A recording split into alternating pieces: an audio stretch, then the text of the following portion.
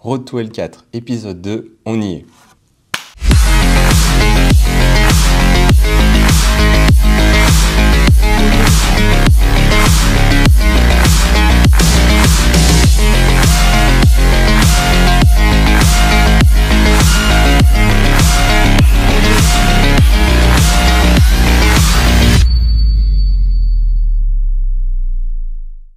Dans l'épisode précédent, je vous ai demandé si vous connaissiez le level 4 de CrossFit.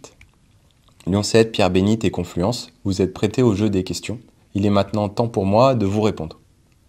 Alors c'est parti. Qui dit niveau 4 dit aussi niveau 1, niveau 2 et niveau 3.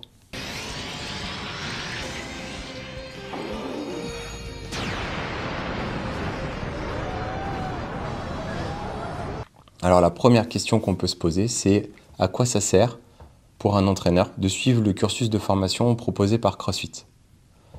Déjà, il faut savoir que, comme dans tous les métiers, le métier de coach, c'est quelque chose qui est difficile.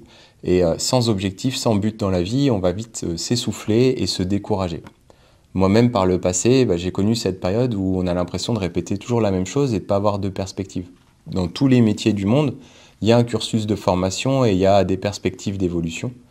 Et c'est important pour se sentir animé dans son métier, d'avoir un but à atteindre et de sentir qu'on est capable de progresser tout au long de sa carrière. Ouais, c'est pas faux. Et le cursus proposé par CrossFit, il va apporter une structure et une vraie progression. C'est ce qui va nous permettre de donner de la légitimité à ce qu'on fait. On va commencer par expliquer le level 1. Le level 1, c'est les bases de la méthodologie. 100% des entraîneurs CrossFit ont ce diplôme. C'est une formation qui dure 2 jours. Il y a un examen QCM à la fin et elle est valable pendant 5 ans. Pendant le level 1, ce qu'on va apprendre, c'est les définitions et comprendre la méthode. On va apprendre les définitions du CrossFit, par exemple, des mouvements fonctionnels constamment variés, pratiqués à haute intensité. On va apprendre d'autres définitions comme ce que c'est que la santé pour CrossFit, le fitness, la puissance, la variance, l'intensité. Fitness is work capacity across broad time and modal domains. And all this means is that it's the amount of power that you can produce across an unlimited set of physical tasks. Pourquoi on fait des mouvements fonctionnels, pourquoi on les utilise et pourquoi on les apprécie. Et du coup, on va apprendre aussi les 10 qualités physiques qui nous permettent d'évaluer la compétence et la santé de quelqu'un. On va apprendre les 9 mouvements fondamentaux de CrossFit. Et à l'issue de cette formation, ce qui est super, c'est qu'on va être capable d'expliquer à tout le monde pourquoi ils doivent faire du CrossFit, pourquoi eux doivent faire du CrossFit, pourquoi leur famille doit faire du CrossFit et pourquoi leur grand-mère doit faire du CrossFit. My name is Annie Holmes. I am going to be 93 in January.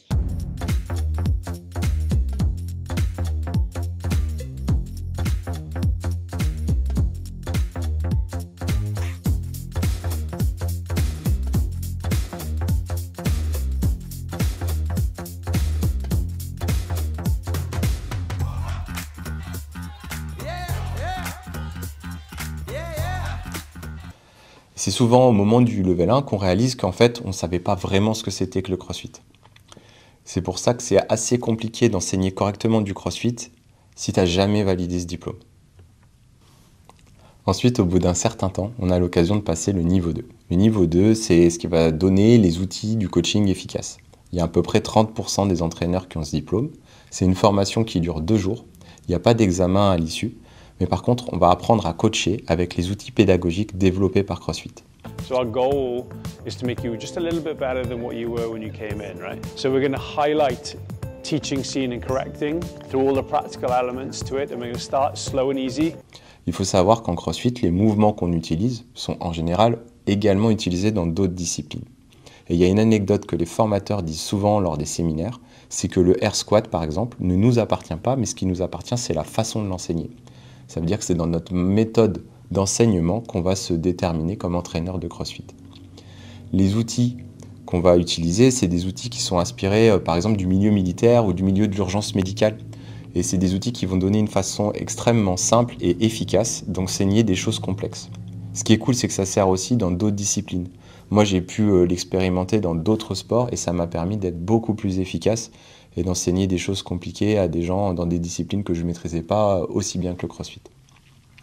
En général, il faut connaître également les 9 mouvements fondamentaux qui sont les squats, les 3 squats, les 3 tirages et les 3 presses que vous connaissez probablement mes adhérents parce qu'on vous les a pas mal rabâchés.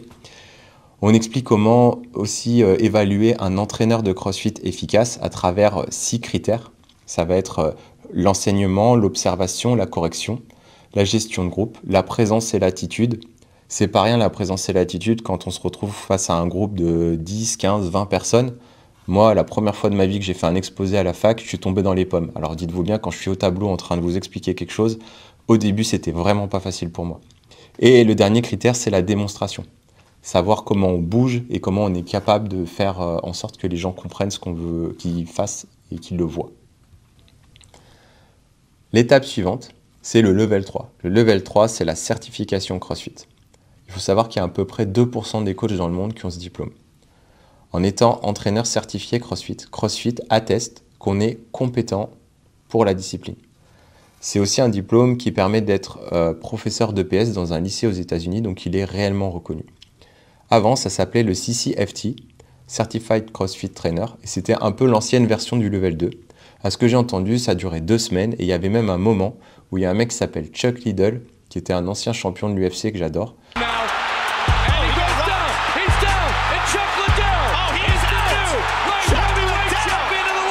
et qui venait apprendre aux participants à mettre un pain avec la mécanique CrossFit à la sauce CrossFit.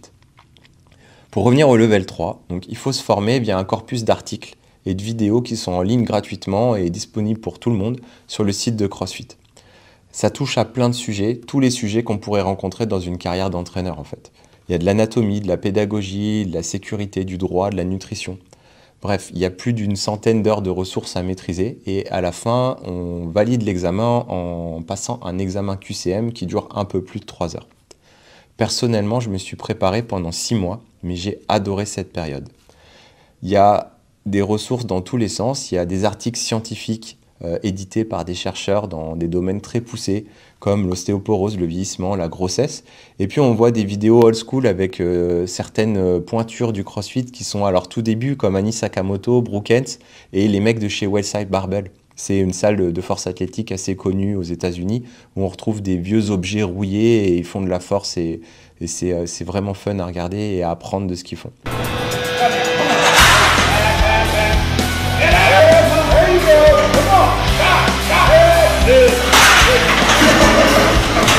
C'est un diplôme qui est valable à vie, sous condition de formation continue, comme par exemple participer à des événements organisés par CrossFit, repasser son level 1, son level 2, ou des formations externes.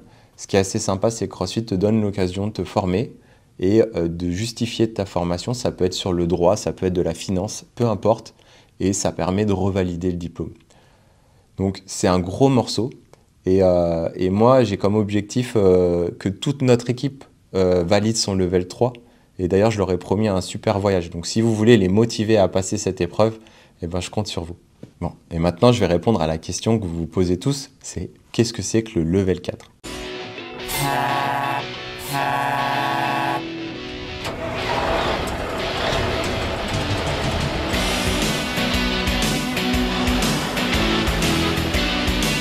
Le level 4, c'est la pratique de l'entraîneur CrossFit à son plus haut niveau. Là, c'est même pas 2% des coachs qui ont ce diplôme, c'est 0,1%. En France, il n'y en a qu'un seul. Et c'est une mise en situation réelle sur 2 WOD où on va coacher et être évalué en direct. Il y a une des épreuves, c'est coacher un heavy day, donc une journée lourde, et l'autre, c'est un WOD plus classique. Normalement, d'après ce que j'ai lu, le participant est évalué sur 6 critères, qui sont les 6 critères de l'entraîneur efficace que j'ai dit tout à l'heure. Enseigner, voire corriger, management de groupe, présence et attitude et démonstration. Mais il y a également 2 critères qui s'ajoutent, ça va être le scaling et la capacité à faire en sorte que les gens soient dans le stimulus prévu pour le WOD. On va également être évalué sur la capacité à adapter aux blessures, aux handicaps, aux grossesses, à l'intensité du WOD. Et il y a une des petites particularités qui, pour moi, peut être challengeante, c'est que c'est un jury anglophone. On va passer l'examen dans une salle inconnue, à l'étranger parfois, et donc il faut s'adapter dans une langue qui n'est pas forcément la nôtre. Et donc pour le moment, je ne suis pas encore au niveau. Il va falloir que je progresse. J'ai un peu plus de 6 mois devant moi pour me préparer, puisque pour le moment, il n'y a pas encore de date. Donc pendant cette période-là, je me suis fixé comme objectif d'aller rencontrer les meilleurs, d'essayer d'apprendre des gens qui sont légitimes à me faire progresser, de coacher dans d'autres environnements et d'écouter tous les feedbacks et de prendre toutes les informations que je peux prendre pour devenir un peu plus compétent. Et donc, si tout ça, ça t'intéresse, eh ben, je t'invite à suivre les prochaines vidéos parce que ça va être la suite de mon aventure. N'oublie pas de t'abonner, de cliquer sur la petite cloche pour avoir les notifications et de mettre un pouce et de commenter cette vidéo.